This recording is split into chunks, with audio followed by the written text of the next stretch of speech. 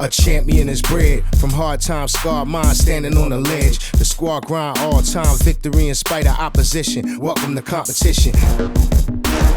You pick a side, I pick a side, they pick a side.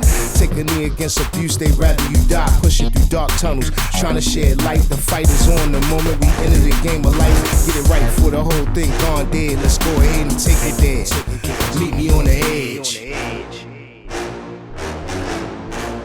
Welcome to Edge of Sports TV, brought to you by the Real News Network. I'm Dave Zirin. We are going to speak to former NBA player Tariq Abdul-Wahad, who has done what few in the U.S. sports community have done, and that's come out publicly for a ceasefire in Palestine and to free the people of Gaza. Let's go to him right now. All right, so Tariq, just from the start, how did you come to publicly support a ceasefire in Israel's war on Gaza? Well, Dave, this is a no-brainer. I mean, historically, for me, it's a little bit different. Being from France, growing up, France has always taken a stance to protect the Palestinian people. So we always understood this relationship between the state of Israel and the Palestinians as an occupation situation. You understand? In Yes. Europe, we don't see it. Well, it's closer to us, so we kind of grew up with it, understanding that Palestinians lost the war, but there were still many injustices still going on. So my relationship with this conflict is not the lens with which I'm looking at it is way more European than it is American. We understand what the situation is. Israel in this case is an occupying force. So we understand that wars are going to happen in the world, but there are still laws and rules. And when you start to carpet bomb children and women, I don't care who Hamas is, I don't care where they are. What's wrong is wrong.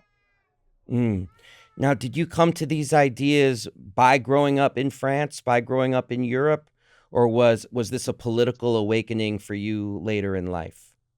Well, it's a combination of things. I graduated from San Jose State University. Yes. And an athlete at San Jose State, thanks to Dr. Edwards, have always been, to some extent, politically active.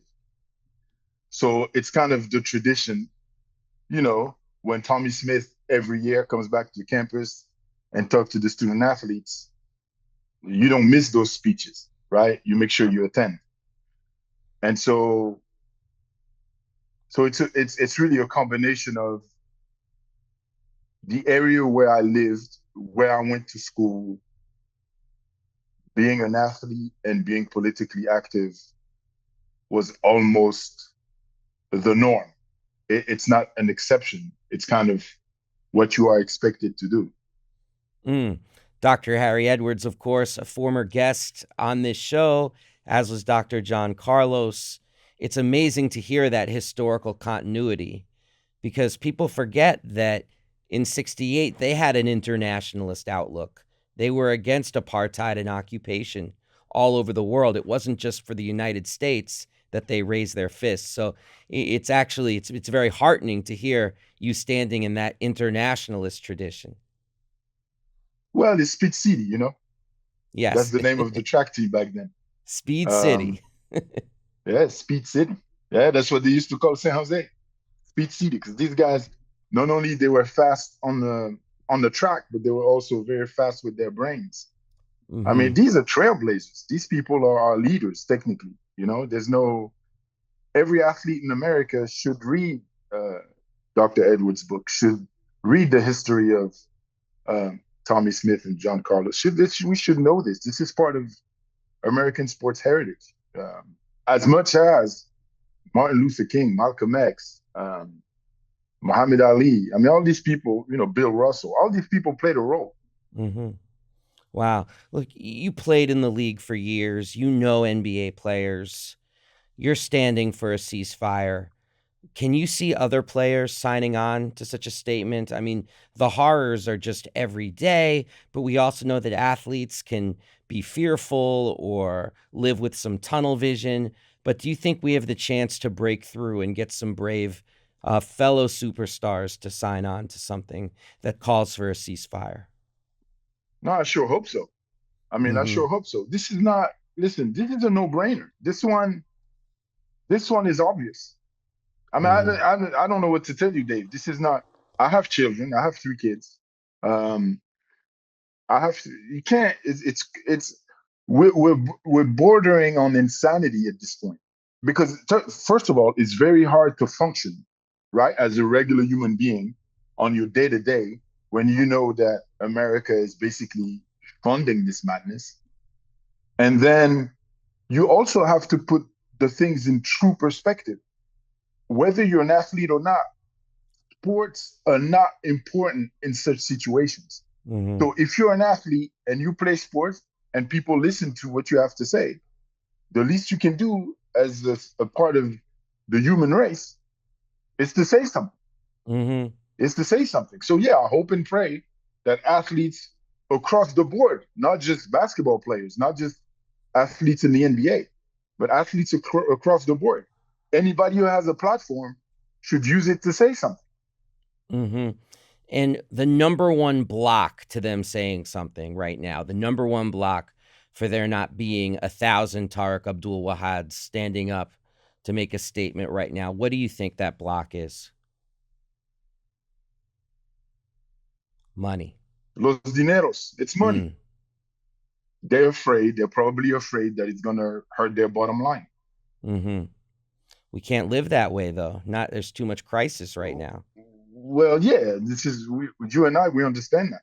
Yes. But that's why we still have to be active. We still have to reach out. We have to teach them. A lot of them, too, though, they don't really understand what's going on. They don't understand the scope and the gravity of the situation, even though I'm sure a lot of them do. But sometimes it takes, organizing in the background. It takes courage. It takes a few to step out, and then a few more to join. And then if there's more of a coalition and if there's a group of athletes who can come out and stand, they will definitely stand stronger. Right. I totally agree with you about that. Without organization, fear will flourish. But organization is a great hedge against fear because people feel a sense of their own power. What's it been like for you since you spoke out? I mean, you've been very active on social media. I mean, actually, it's harrowing to go to your page because you're very, very astute about listing the various horrors that have been taking place. What has that been like for you? Well, I mean, my page was starting to get some momentum, and then I got shadow banned, I think. Mm, So that's the first thing. So they're gonna limit your reach, right? But for me, it's been not. It's nothing. I'm no one, right? I'm just another voice. I don't think I'm more important than the next man or than the next lady, just of the next child. You just gotta say what you see. Um, I'm a retired player, so obviously I don't feel the same pressure as someone who is playing, right? I don't have these economic pressures. Um, but I honestly believe from the bottom of my heart, that I am on the right side of history on this one. There is no, it's clear. right. I mean, have you heard from people in France? Because it's been interesting. Like you said, in France, there is a culture of standing for Palestinian liberation, but there's also been a crackdown in France on protesters, on Absolutely, people trying to yeah, speak out. absolutely. They have.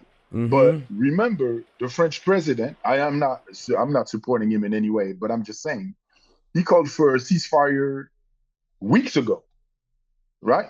Right. So even he realized that this was too much. But France now yields very little power.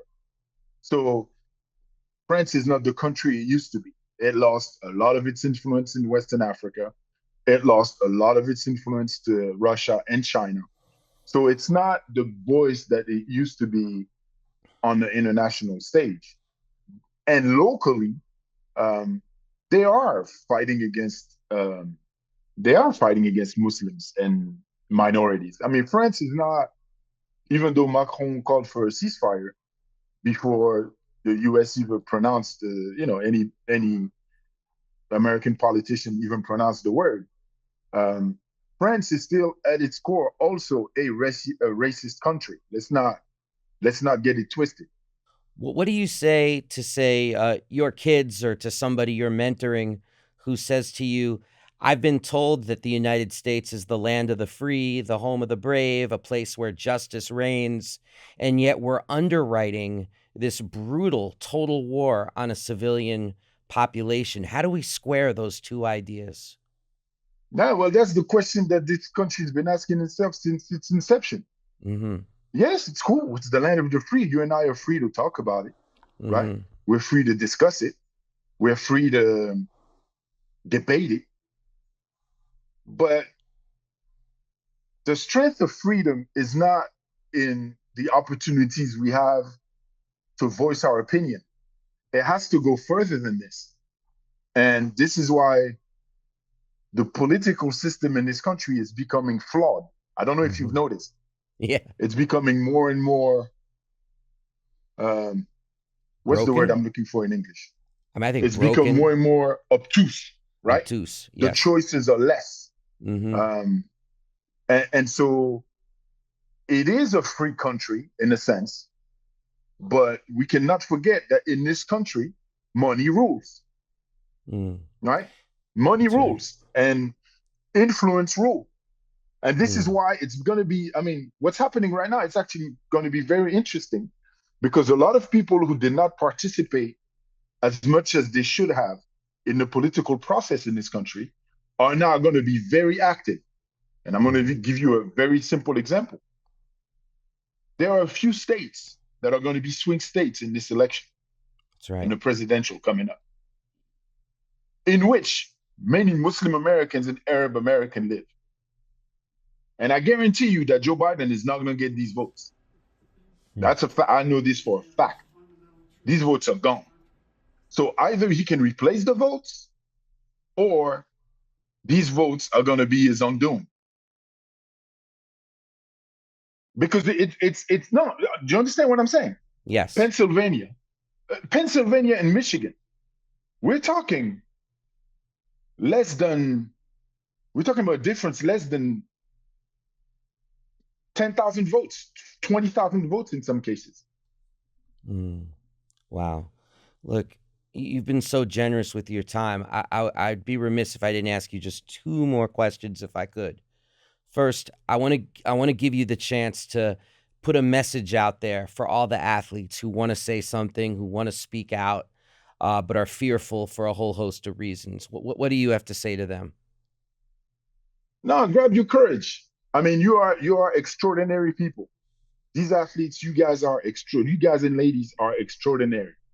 Um, Mm, you are the one. You are the 0.1%. mm, And if you think that this is wrong, you should speak out, whether you're gonna pay the price or not. I'm gonna be honest. Like this is one of those where you might have to sacrifice something, but mm. something must be said. And as exceptional as you are, you're only, and I'm talking to these athletes, as exceptional as you are, you're only as exceptional as your moral fiber. Wow.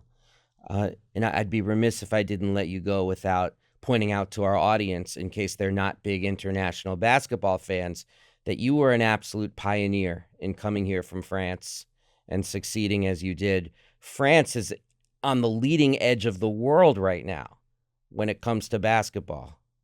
And I'm in DC where we watch Bilal Koulibaly. I mean, I ask you, how has France made this leap to becoming this kind of basketball powerhouse? And do you ever feel this sense of pride that you laid this groundwork for the basketball culture in the country?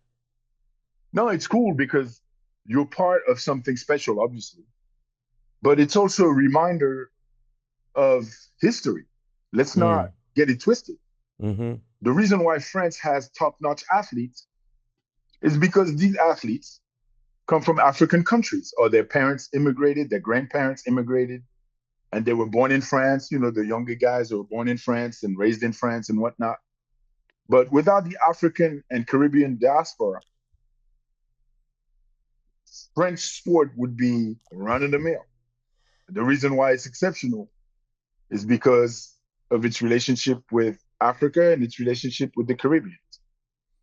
Relationship, Yeah. right? I was going to say, so no colonialism, no basketball success is one of the things you're I saying. got it's a weird statement, but it's very accurate as well. Yeah. Like so many things in our upside down era, weird but true. Tariq Abdul-Wahad, it's been such a gift to be able to speak to you. Thank you so much for joining us on Edge of Sports TV. No problem, Dave. Have a good one. Stay safe out there.